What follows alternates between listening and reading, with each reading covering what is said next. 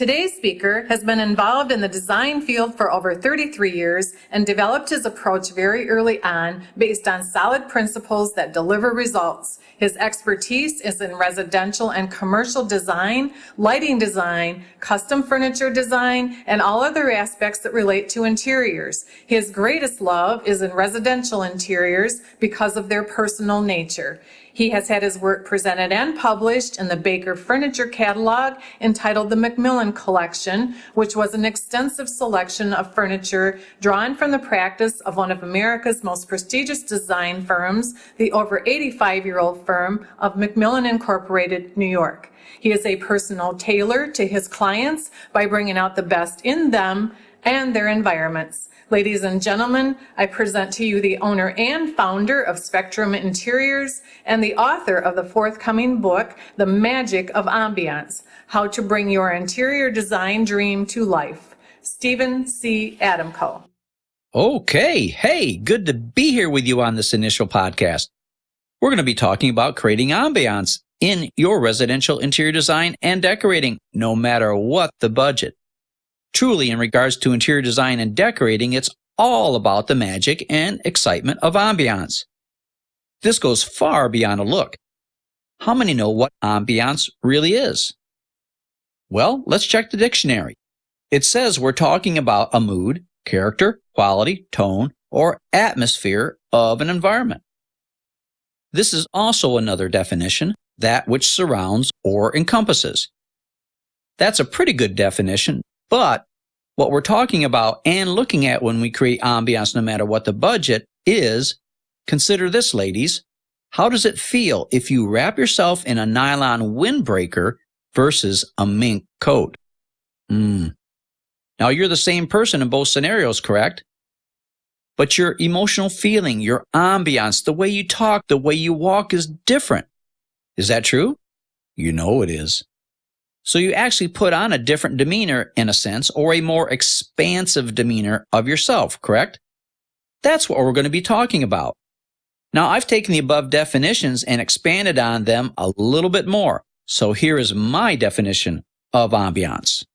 Ambiance is the intangible element of an interior that touches the heart, the soul, the mind, and the emotions. That is visually appealing, intellectually stimulating, emotionally satisfying, and totally enriching for the occupants and their guests. Now, the same magic that creates excitement can also induce calm, so it can do several things at the same time. It provides a haven and creates a backdrop or background for the occupants and their possessions, so that they are the gems in their own setting.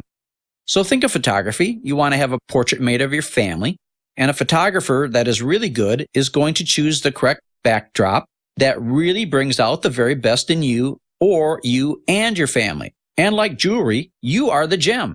You are the ruby. You are the diamond. We want to position you in such a way that your setting or your environment brings out the whole character, the quality, the fire, the color of your personality, because you're unique and there's nobody like you in the whole world. That's correct, isn't it? So, why is ambiance so important? I'll be quite frank with you. Without ambiance, you end up with basically just a look.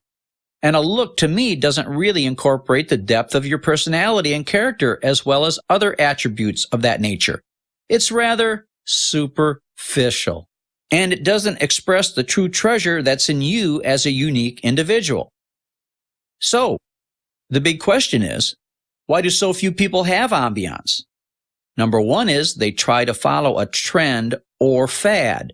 Now, both those things come and go, so it's very easy to get locked into a time warp eventually, just like a time capsule, and it can get outdated at a certain point if you don't handle things correctly. And quite frankly, a lot of things that are perpetuated out there in the furniture and furnishings industry, or even in the fashion and clothing world, are there to perpetuate the idea of constant change so as to keep up the selling. In other words, they want to keep selling you more. Nothing wrong with that, but it's typically done to create in you a continual state of dissatisfaction. But everybody knows that there are certain things that you look best in, certain cuts of clothing that you look best in. If that doesn't happen to be the fad or trend at the time, then where are you? The fad is not your friend. There should be enough, and there is enough, literally, in the world today that it shouldn't really matter what the current fad or trend is, especially if it's unappealing, unflattering, or inappropriate for you. Anybody can look outside and see the beauty of nature throughout all the seasons, summer, winter, fall, and spring. But is there a fad for this color or that color in nature? Do you ever hear that red roses are in this year and next year they won't be? Isn't it interesting to contemplate that thought? Very often people try to take what they've seen in magazines without a full understanding of how does this really mesh with my personality? How does this mesh with where I live geographically? How does this mesh with my architecture, the type of home I have, or the lifestyle that I live? So, knowing yourself is a very, very important first step. Now that we know what ambiance is, and it's a mood, character, quality, tone, atmosphere, particularly of an environment, it is the intangible element that you experience that makes a room seem magical. Creating ambiance is more than creating a look. It goes way beyond that. Many looks just seem to be superficial. Actually, they are superficial, and they lack the depth and draw power that a room with real substance has. So it's very much like a person who has depth of personality. They may look beautiful or handsome, but they also have personality plus. Some of them aren't even beautiful or handsome, but they have personality plus. So the more you get to know them, the more you want to know them and the things about them that make them so unique and memorable. They draw you in, they vitalize you, they invigorate you. Isn't that the way you want your home or room to be described? I hope so. These same personality plus people come from all walks of life. Some are subdued, some are gregarious, some are mild-mannered, some are racy. But you get what I mean. The same thing happens in wonderful rooms. They also come in various looks, colors, themes, and backgrounds. But rooms of excellence have ambiance regardless of the degree of formality or informality. The first step to obtaining ambiance is to define it. Not just the dictionary version, but your version. How do we do that? With words. Word pictures. Words are containers for expressing and articulating thoughts, ideas, and emotions. So what kind of words shall we use to define your ambiance? The answer is adjectives. We'll use adjectives to define our objective. Adjectives will give form and substance to the intangible aspect of ambiance. This is particularly helpful for those who don't have the ability to visualize well. So I asked the client to answer this question by describing or explaining to me, what do you want this room or home to feel like? The usual response is this: I want my home to feel cozy and comfortable. Can you see the necessity of getting beyond that definition and the need to go much deeper so that you can have the kind of ambiance that is the unique expression of you and not like so many others who have not even taken the time to get below the surface issues?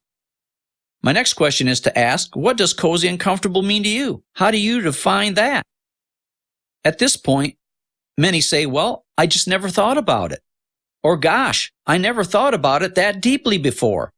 Bingo! That's why they have never experienced any ambiance in their home or homes their whole life. Now's the time to change all that and get you to experiencing your environment on a much higher level and in a much deeper way. Now, I'm telling you all this to stimulate your own mind so that it enables you to dig deeper into being able to express your true self in your own environment. And that's what I'm really all about. All my designs are personally tailored to each and every client, with the result being orchestrated with the desired ambiance that is seen, felt, understood, and experienced. So, I work in a broad range and spectrum of residential and commercial designs as well as furniture and lighting design. For those people who really can't afford the services of an interior designer such as myself, I also offer seminars, webinars, teleseminars, and workshops.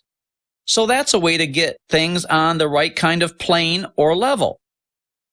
So this kind of concludes the first introductory installment of the Interior Design Beat podcast. And boy, do we have a whole bunch more coming your way. All right. So with that, I'm going to, well, in a sense, sign off until the next time.